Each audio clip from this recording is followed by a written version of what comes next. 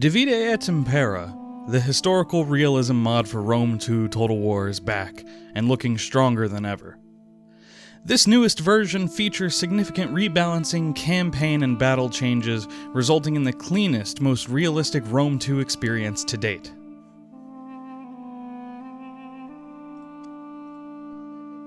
Battles have been reworked, with unit armor serving as a much more decisive factor.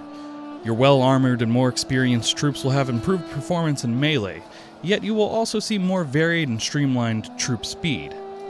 Heavy troops will be unable to sprint outside of charges, which means your light troops have a huge advantage in maneuverability. Spotting distance has also seen some changes. Due to AI improvements and creative assembly patches, the battle AI no longer needs unlimited spotting range to work effectively. Thus, spotting distances have been scaled back down, making light units more valuable for their scouting ability. You will no longer be able to see the AI's deployment, and units with excellent stealth skills are now all the more important, as they are far less likely to be spotted. We're seeing a return to Rome 1 style combat. Multiple units can now engage a single unit simultaneously. This should result in better performance for your units and make your positioning more important. Unit tweaks have resulted in more effective chariots and elephants. Chariots are now impressive glass cannons, while elephants have the potential to devastate the battlefield with terrifying charges. As a side note, the elephant charge fix was actually a game issue that the DEI team fixed. Kudos to them for that one. One of the most significant battle changes is the addition of minimum ranks per unit. Each unit is now required to fight in a deeper, more historically accurate formation, rather than spread out in 2 or 3 rank lines, aka spaghetti lines. While at first this change may seem limiting, you will quickly discover that it results in better AI formations and more immersive, challenging battles. Campaign AI has been tweaked to be more intelligent and successful than ever. AI minimum chance of success for an attack now has to be a solid 40%, up from the previous 25%, meaning that the AI will be far less likely to suicide their armies into your well-fortified cities. Navies will see much smarter usage.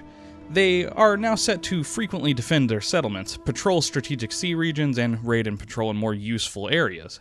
Speaking of navies, remember how Rome 1 Total War had pirates? Well, thanks to DEI, Rome 2 has them as well. Pirate fleets now have random chances to spawn across the sea, making for a more dynamic and interesting naval warscape. Invasions will be much more intimidating in this version of Divide et Impera. They'll use far larger attack groups, their allies are more likely to participate, and the neutral factions around you will tend to exploit your weaknesses while you're engaged on multiple fronts. The AI will also pay more attention to you as your threat level rises. If an AI sees you building up armies near their territory, they're much more likely to field appropriate responses. Their agents will be used defensively, or may even support their own armies in invasions. Finally, the AI's use of their gold has been rebalanced to make them more effective opponents. They'll focus more on economic, military, and naval development, while also receiving a slight increase to their diplomatic funding. For your generals on the campaign map, the UI has been cleaned up and improved. Background traits feature new images to help you distinguish them from one another, and new changing traits will increase or decrease depending on your general's actions throughout the campaign. Ancillaries have been moved to 3 distinct slots: Equipment, Military Advisor, and Civilian Advisor, which helps with legibility, of course. Well, there are many more changes, but there's no way I could get through them all and still have time to make a video. If you're a Divide et Impera player, I hope you enjoyed this update, and if you haven't tried the mod yet, well, why are you watching this? Go try it. Big thanks to Dresden, Scipio, and Cam for their help, as well as Bertonius over on the Discord server for sharing save files that I couldn't have made this video without. And thank you guys for watching. Spartans, play me out.